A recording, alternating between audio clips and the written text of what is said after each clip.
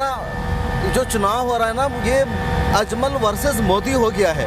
मतलब बीजेपी और सारे आपसे खौफ खाए हुए हैं, ये आपके नाम पर चुनाव सियासत कर रहे हैं। दोनों चीज़ें हैं जी। एक तो मैं एक टोपी वाला हूँ, दाढ़ी वाला हूँ। जब तक पॉलिटिक्स में नहीं आया था सबके लिए अच्छा था। अब पॉलिटिक्स में आ गया हूँ तो एक तो मुझे दिखाकर, मेरी तस्वीरें दिखाकर जी। ये कह रहे हैं कि ये बांग्लादेशी है, बांग्लादेशियों को बचाने वाला है, ये कल चीफ मिनिस्टर बन जाएगा, तुम्हारा क्या हाल होगा। मुसलमानों के जाने के लिए पूरी दुनिया में जगह है, तुम हिंदू लोग कहाँ जाओगे। जो पूरे इंडिया में जो एक नारा चल रहा है भाई, उससे वोट को पोलराइज करना चाह रहे हैं। दूसरे ये है कि गए मरतबा मोदी जी आए थे जी। उन्होंने ऑल इंडिया लेवल पे कहा जो है 2.5 करोड़ नौकरियां देंगे, एक नौकरी दे नहीं पाए।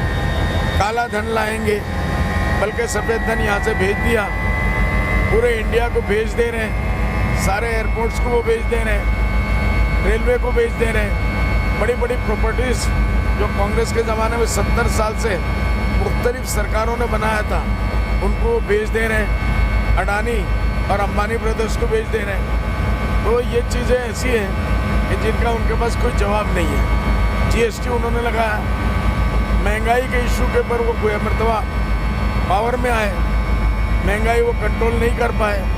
हमारे आसाम में 20-25 रुपये में जो आलू प्याज मिलता था, आज 80-85 रुपये में पहुंच गया। पेट्रोल डीजल 100 रुपये को पहुंच गया। इसी के इशू के ऊपर बीजेपी वाले आए थे। तो अब हम उनसे अगर पूछते हैं कि महंगाई का क्या हुआ, आपने महंगाई कंट्रोल करेंगे, तो कहते हैं बदरुद्दीन अजमल। हमने कहा कि नदी जो फ्लड एंड इरोजन का समस्या है उसको आप कैसे सॉल्व करेंगे, बदरुद्दीन अजमल। नौकरियां आप कैसे देंगे, कितनी देंगे, आपने अभी तक दिया नहीं, बोले बदरुद्दीन अजमल। तो इसी तरीके से का के मामले में CAA, तो उसका आप क्या करेंगे, बदरुद्दीन अजमल। तो हर समस्या का एक ही इलाज है, बदरुद्दीन अजमल।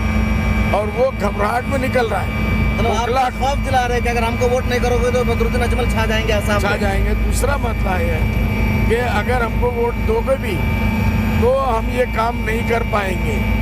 हम व्यर्थ हो गए हैं, हम फेल हो गए हैं इस मुल्क को चलाने में, आसाम को चलाने में। इसलिए ये सारी समस्याएं जो आप लोग पूछते हो, इसका हल सिर्फ और सिर्फ बदरुद्दीन अजमल के पास है और उनकी पार्टी के पास है।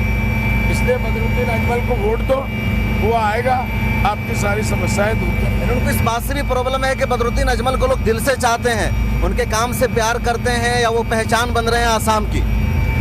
बदरुद्दीन अजमल एक तो ये है कि मस्जिद मंदिर की बात नहीं करता, बदरुद्दीन अजमल कोई कम्युनल बात नहीं करता। बदरुद्दीन अजमल हिंदू मुस्लिम के लोगों के एडुकेशन की बात करता है, तालीमी इदारे चलाता है और रिफाई इलाज चलाता है, फ्लड एंड रिलीफ के टाइम पे लोगों को मदद करता है। तो ये सारी चीज़ों से बदरुद्दीन अजमल और अजमल फैमिली पूरे आसाम में इतना मशहूर है कि घर घर में उसकी आवाज़ पहुंची हुई है। हिंदू मुस्लिम उसको दिल से चाहते हैं। इसलिए अब वो घबरा गए हैं कि ये सर हमारा आसाम में कोई जादू चलने वाला नहीं है, जादू चल गया है तो बदरुद्दीन अजमल का। इसलिए बदरुद्दीन अजमल को और उसके महागठबंधन को हुकूमत समझा दो, वही लोग हुकूमत चला।